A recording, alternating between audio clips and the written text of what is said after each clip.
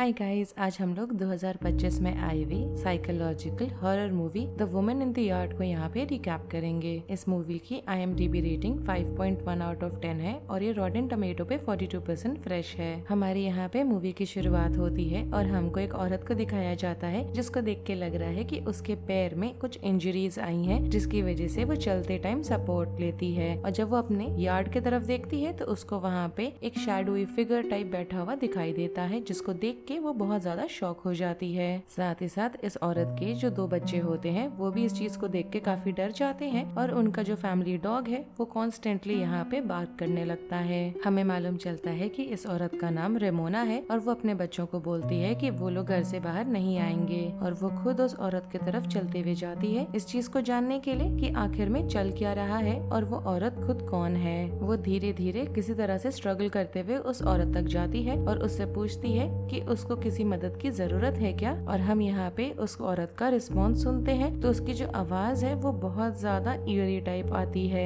अब यहाँ पे रेमोना को अंदर से फीलिंग आने लगती है कुछ तो वहाँ पे बहुत ज्यादा गड़बड़ है और उसकी जो फीलिंग होती है वो एकदम उसके सबकॉन्शियस माइंड से आ रही होती है कि उस औरत को वहाँ पे नहीं होना चाहिए जहाँ पे वो अभी फिलहाल औरत बैठी हुई है। यहाँ पे उस औरत को अपने प्रॉपर्टी से हटवाने के लिए वो ये भी बोल देती है कि उसका जो हस्बैंड है वो बहुत जल्द घर लौटने वाला है और उसके घर आने से पहले वो चाहती है कि ये जो औरत है वो वहाँ से चली जाए और अगर वो औरत वहाँ से नहीं जाती है तो वो पुलिस को फोन लगाएगी। यहाँ पे हमें मालूम चलता है कि वो जो औरत है वो जाने तो बिल्कुल भी वाली नहीं है, क्योंकि वो वहाँ से हिलती तो बिल्कुल भी नहीं है। उल्टा यहाँ पे रेमोना की जो फैमिली है उसको लेके काफी डिटेल में और इन डेप्थ जाके वो बात करने लगती है। ऐसा देख के लग रहा है जैसे उस औरत को रेमोना के फैमिली के बारे में ऑलरेडी सब कुछ मालूम है। हमें यहाँ पे सच्चाई मालूम ये चलती है कि एक्चुअली में रेमोना का जो हस्बैंड है एक एक्सीडेंट में उसकी डेथ हो गई है और उसी एक्सीडेंट की वजह से रेमोना की ये वाली हालत है जहाँ पे वो फिजिकली डिसेबल हो चुकी है और अब वो अपने दोनों बच्चों का अकेले ही रह के ध्यान रख रही है। यहाँ पे जो काले कपड़े में औरत होती है वो रेमोना को बोलती है कि उसको मालूम है कि रेमोना का जो हस्बैंड है वो वापस नहीं आने वाला है और इस चीज को सुन के रेमोना और ज्यादा शॉक में चली जाती है कि इस औरत को ये चीज कैसे मालूम। और यही वो मोमेंट होता है जहाँ पे रेमोना देखती है कि जो वो औरत बैठी हुई है उसके जो दोनों हाथ हैं उनमें खून लगा हुआ है। इस चीज को देख के वो डर जाती है, अपने घर के गराज की तरफ वो जाने लगती है। साथ साथ हमें ये भी मालूम चलता है कि उसके जो घर में जो बिजली है वो नहीं आ रही है और उसका जो फोन है उसकी बैटरी खत्म हो चुकी है। वो गराज की तरफ इसलिए जा रही होती है क्योंकि उसको अपने फोन में चार्ज करना होता है और वो वहाँ पे जो उसकी गाड़ी खड़ी है उसको स्टार्ट करके उसमें चार्ज करने वाली है अपने फोन को, जिससे कि वो पुलिस को कॉल कर सके। मगर अनफॉर्चुनेटली यहाँ पे उसकी जो गाड़ी है वो स्टार्ट ही नहीं हो रही होती। तब तक हम साथ साथ बैकग्राउंड में देख पाते हैं कि वो जो फैमिली डॉग है वो अभी भी भौंक रहा है और वो जो औरत है वो अपने हाथ को हल्का सा उठाती है तो वो जो डॉगी है वो भौंकना भी बंद कर देता है। तुरंत बाद हम देखते हैं कि रेमोना वापस अपने घर आ गई है और सारे दरवाजे खिड़कियों को वो लॉक करने लग गई है। यहाँ पे वो अपने दोनों बच्चों को बोलती है कि चाहे कुछ भी हो जाए उसके बच्चे घर से बाहर नहीं जाएंगे। यहाँ पे रेमोना का जो बेटा है सारी चीजें जो चल रही है उससे देख के लग रहा है काफी डिस्टर्ब्ड है और वो यहाँ रेमोना से पूछता है कि आखिर में हो क्या रहा है बाहर। मगर रेमोना यहाँ पे उसके सवाल का कोई जवाब नहीं देती है और ये बिहेवियर बहुत ही ज्यादा सस्पिशियस लगती है उसके बेटे को। यहाँ पे मालूम चलता है कि उसके बेटे का नाम टेलर है और वो एक कुर्सी लेकर आता है, विंडो के सामने लगाता है और वो जो औरत बाहर यार्ड में बैठी हुई है उस पे नजर रखने लगता है। एक सेकंड के लिए वो अपनी नजरें हटाता है और वापस जब उस औरत की तरफ देखता है तो वो रियलाइज करता है कि जो औरत थोड़ा दूरी पे बैठी हुई थी वो और ज्यादा पास आ गई है अब उनके घर के। साथ साथ हम ये भी नोटिस करते हैं कि बहुत बड़ा सा शैडोई टाइप कोई चीज है जो धीरे धीरे वहाँ पे एक टार्प से ढका हुआ ट्रक है उसके तरफ मूव करने लगा है। टेलर को देख के लग रहा है कि वो बिल्कुल भी रियलाइज नहीं किया है कब उसकी आंख लग गई है और यहाँ अचानक से रेमोना को याद आता है कि उनका जो डॉग है वो अभी भी बाहर ही है घर के। यहाँ पे वो दरवाजा खोल के अपने डॉग को आवाज देने लगती है तो वहाँ से कोई रिस्पॉन्स नहीं आता है और वो नोटिस करती है कि जहाँ पे उसका डॉग बंधा हुआ था वहाँ अब टूटा हुआ चेन है, सिर्फ डॉग कहीं भी नहीं दिख रहा होता है। अचानक से हम घर के अंदर देखते हैं कि टेलर की यहाँ पे नींद अचानक से खुल गई है और वो उठते ही बोलता है कि वो पास के ही और जगहों पे जाएगा जो उसके क्लोजेस्ट नेबर्स हैं उनसे जाके मदद मांगेगा। मगर रेमोना यहाँ तुरंत उसको बोलती है कि अभी वो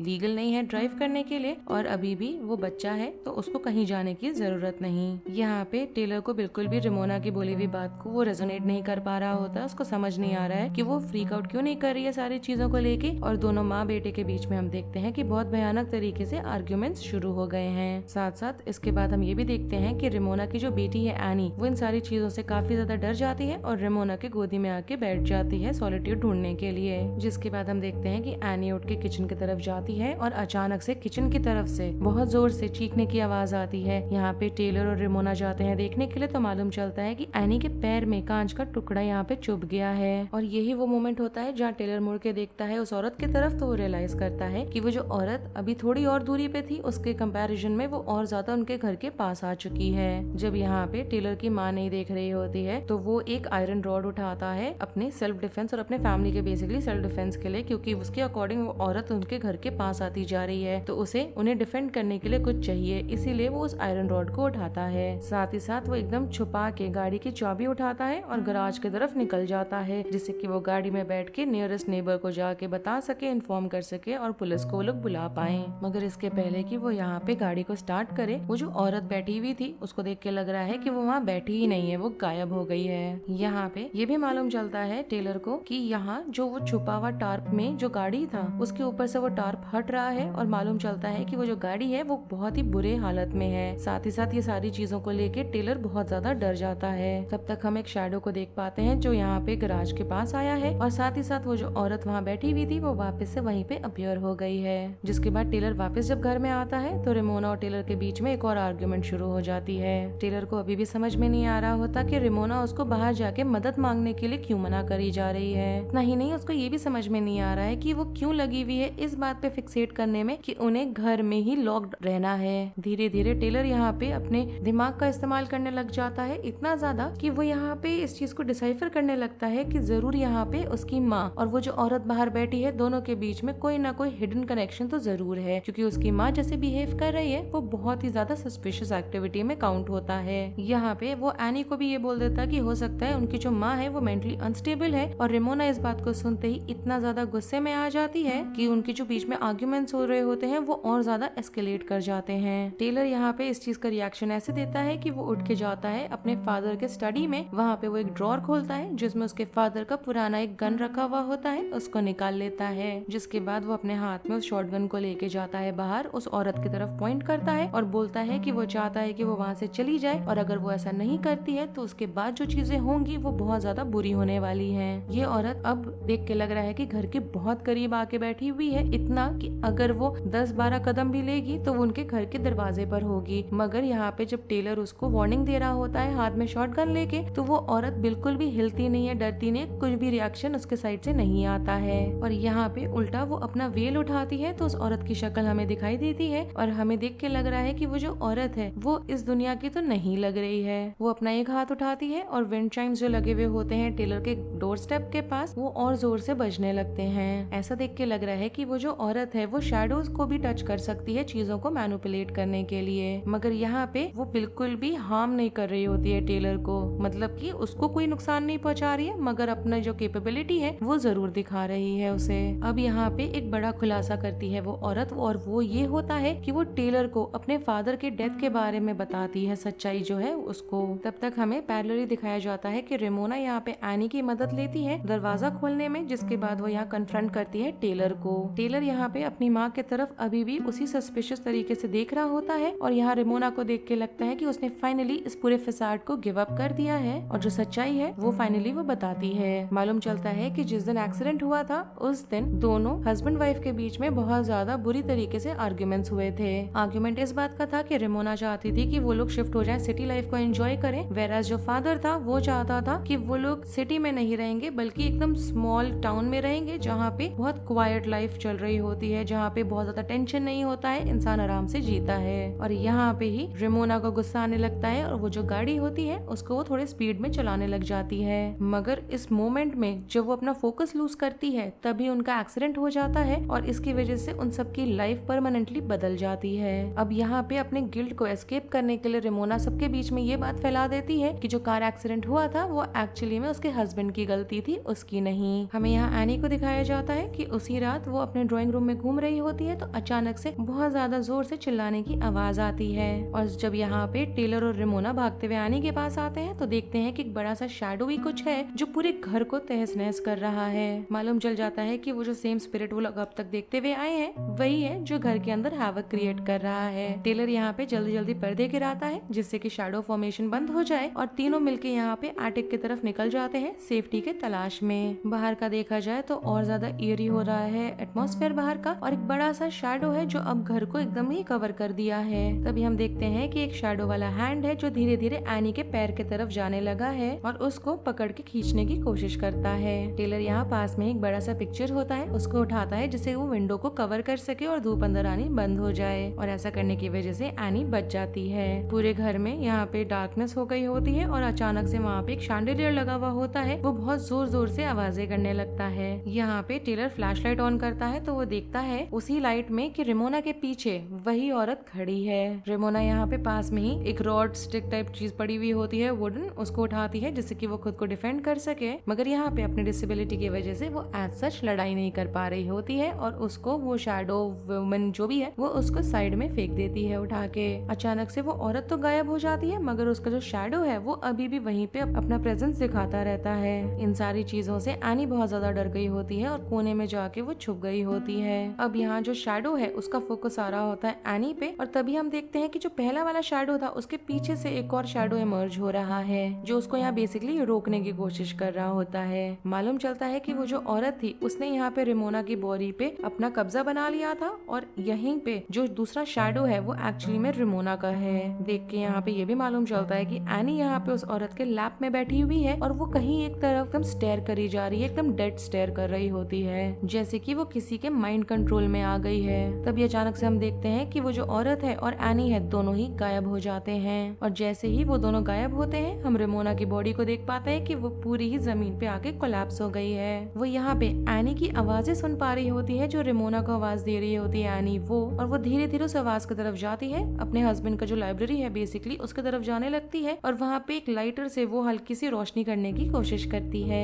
मालूम चलता है कि इस टाइम पे उसके सामने एक बड़ा सा काले रंग का डैम्पनेस से भरा हुआ एक कॉरिडोर है, एक ऐसा कॉरिडोर जो उसने पहले वहाँ पे कभी भी नहीं देखा है। वो इस बारे में बिल्कुल भी सोचती नहीं है और उस कॉरिडोर में आगे निकल जाती है लाइटर का इस्तेमाल करते हुए, मगर एंड में उसके सामने जो चीज होती है वो बहुत ही ज्यादा उसको घबरा देती है क्योंकि वो देखती है कि उस बेड पे सामने एक बेड है जिसपे उसका हस्बैंड लेटा हुआ है और वो उसके तरफ बहुत ही ज्यादा प्यार से अफेक्शनेटली देख रहा है। वो अपने सारे डर को फियर को लेट गो कर देती है और अपने हस्बैंड के पास जाती है और बेड में उसके बगल में क्रॉल कर जाती है और उसके बगल में लेटी हुई होती है, मगर जल्द ही उसको रियलाइज होता है कि यहाँ पे कुछ ना कुछ गड़बड़ है क्योंकि यहाँ पे वो देखती है कि उसके हस्बैंड के जो टैटू है वो रिवर्स में दिखाई दे रहा है मिरर में, और इनफैक्ट इतना ही नहीं बल्कि वहाँ पे जो अलार्म क्लॉक है रूम में रखा हुआ वो भी उल्टा चल रहा है। इसके पहले कि वो सारी चीजों को पीस टुगेदर करके यहाँ पे सोच सके कि एग्जैक्टली चल क्या रहा है, हम देखते हैं कि उसका जो सो कॉल्ड हस्बैंड है जो भी वो चीज है वो उसके पीछे से आता है और उसको ब्लाइंड फोल्ड कर देता है।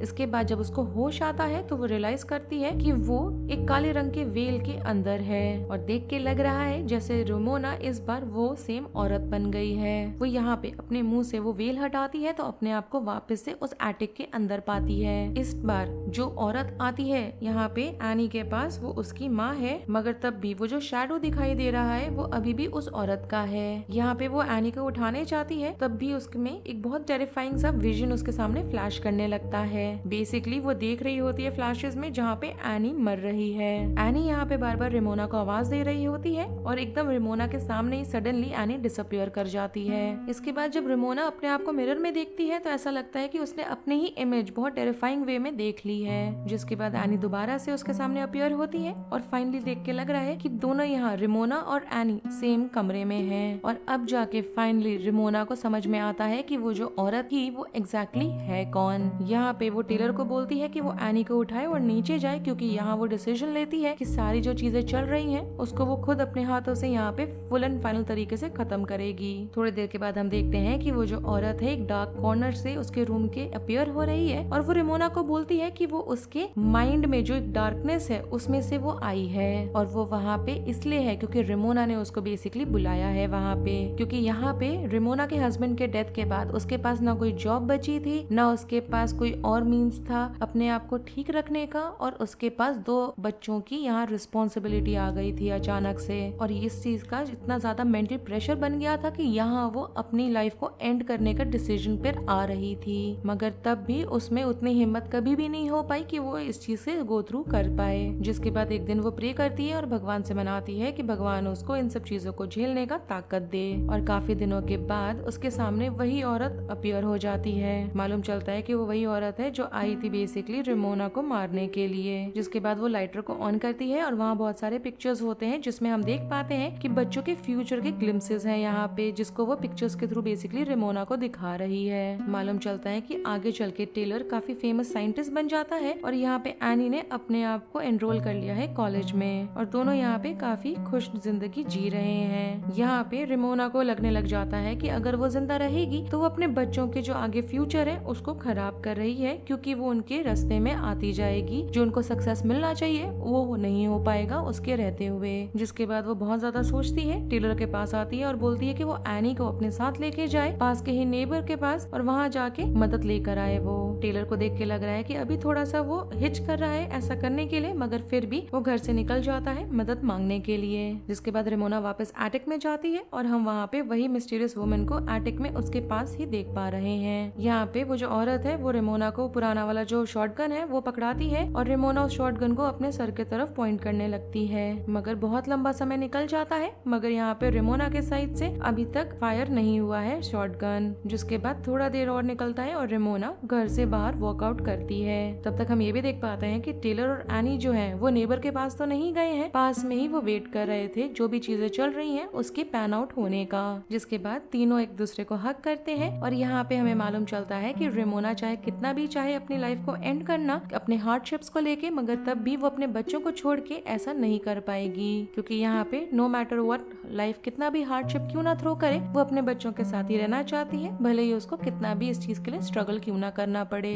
जिसके बाद तीनों वापस घर आ जाते हैं। देख के लग रहा है कि घर में वापस लाइट आ गई है और साथ ही साथ उनका जो डॉग है जो काफी दिनों से गायब था वो भी वापस आ जाता है। देख के लग रहा है कि चीजें धीरे धीरे ठीक हो रही हैं उस टाइम से जब से रेमोना ने यहाँ पे डिसाइड किया है कि वो अपने लाइफ को एक और चांस देगी। और फाइनली वो जो औरत थी मिस्टीरियस वाली वो दोबारा रेमोना और तीनों के लाइफ में वापस कभी रीअपियर नहीं होती है। और इसके साथ ही इस मूवी का रिकैप यहीं पे खत्म हो जाता है। आपके क्या थॉट्स हैं इस मूवी को लेके और आपने देखी है कि नहीं, ये मुझे आप जरूर कमेंट सेक्शन में आके बताना। और अगर आप चाहते हो तो आप मुझे इंस्टाग्राम पे फॉलो कर सकते हो, लिंक आपको नीचे डिस्क्रिप्शन बॉक्स में मिल जाएगा। Thanks for watching, bye.